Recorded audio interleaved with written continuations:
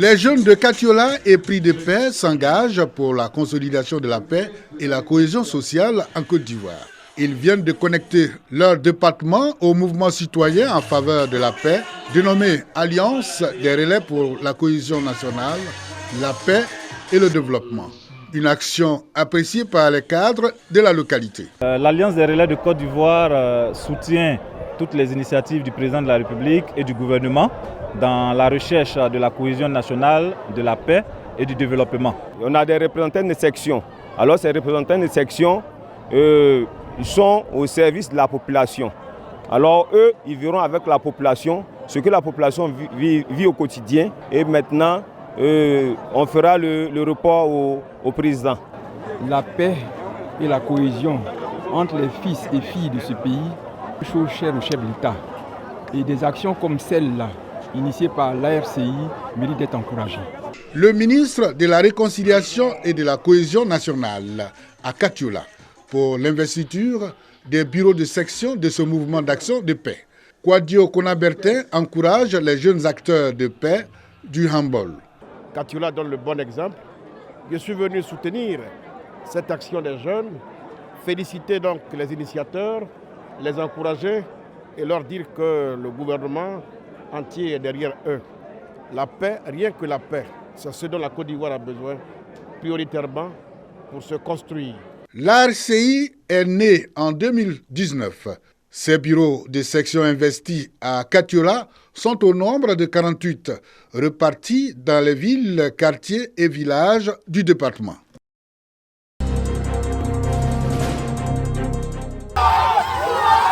Les habitants de Niamkekro ont raison de manifester leur joie.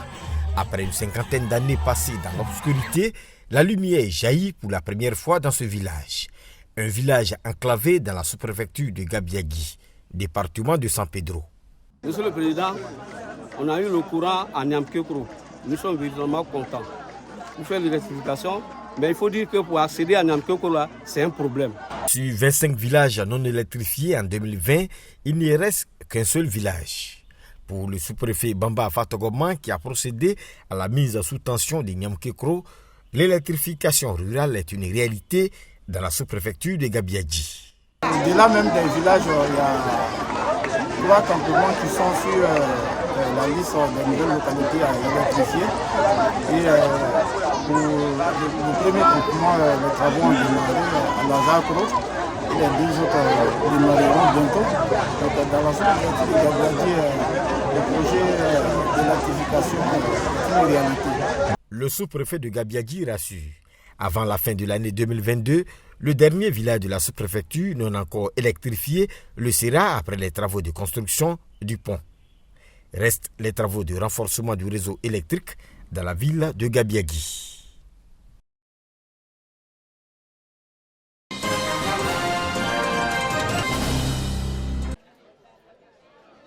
Rentrée scolaire 2022-2023. Le député de Boaké Commune, Paul Dakio, apporte assistance aux écoliers et élèves des différents quartiers de la ville. Il a offert à ses élèves issus, pour la plupart, de milieux défavorisés plus de 5000 kits scolaires.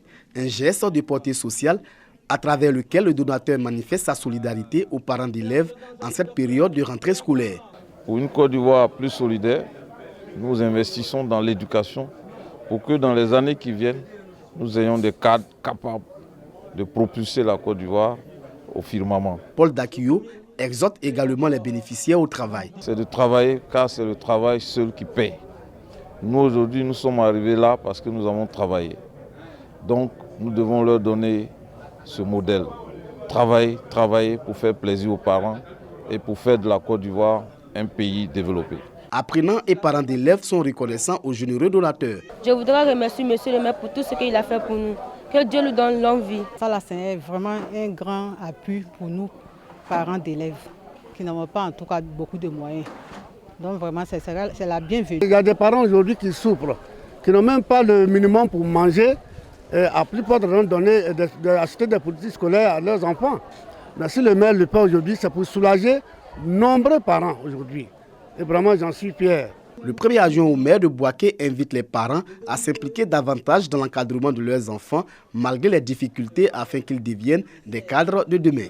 Cette cérémonie de don des kits scolaires aux apprenants du primaire et du secondaire est à sa 9e édition.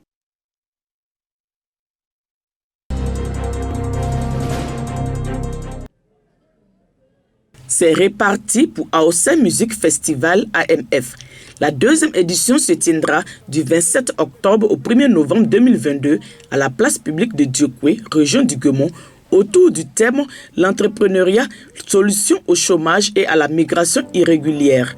L'annonce de ce rendez-vous culturel est faite par le promoteur, l'artiste ivoirien Ariel Chené, fils du Guémon, au cours d'une conférence de presse tenue à la mairie de Diokwe. L'innovation pour cette édition, c'est l'ouverture du village enfant baptisé à 16 ans. On aura un village enfant qu'on a décidé de développer en journée pendant ces 3 jours. Tous les enfants du Guémon pourront venir se réunir. Parce qu'on a remarqué que l'année passée, il n'y avait que les jeunes qui sont venus faire la fête, mais c'était en soirée. Donc les enfants de moins de 18 ans n'avaient pas forcément la possibilité d'être là. Donc il y aura à 16 ans pour tous les enfants. Sont également prévues des formations sur l'entrepreneuriat pour les jeunes et les femmes. Ariel Chené a aussi annoncé que la réhabilitation du centre de santé de Bagor, localité située à 27 km de Diokwe, sera achevée avant le début du festival. Cette rénovation a débuté lors de la première édition. Rendez-vous est donc pris le 27 octobre prochain pour la communion avec les artistes du Guémon et d'ailleurs.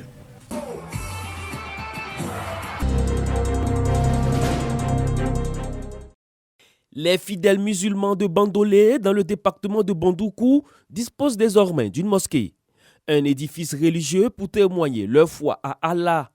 Des chants religieux ont été adressés pour magnifier ce moment important dans la foi du musulman.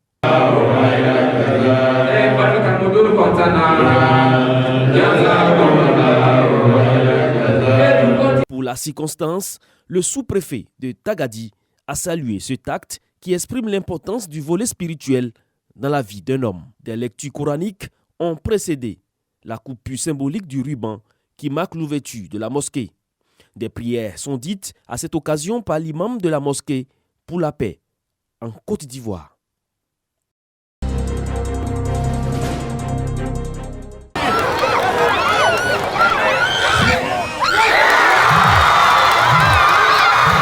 Un penalty transformé en toute fin de partie suffit au bonheur des joueurs de l'équipe d'Angovia. Et c'est le délire des supporters de ce village dans la région de Boiflé où est installée l'entreprise minière Perseus Mining.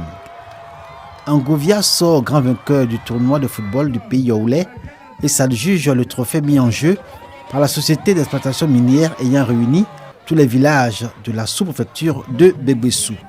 Comme récompense, Angovia, d'où sont issus le meilleur buteur et le meilleur gardien de but du tournoi, reçoit une enveloppe de 400 000 francs CFA, un trophée, un jeu de maillot, un ballon et 5 médailles en or. Je suis vraiment content pour l'équipe, pour le village aussi, qui vient de remporter la 2e édition. I'd like to say the tournament has gone very well. Nous sommes ici parce que les communautés l'ont voulu.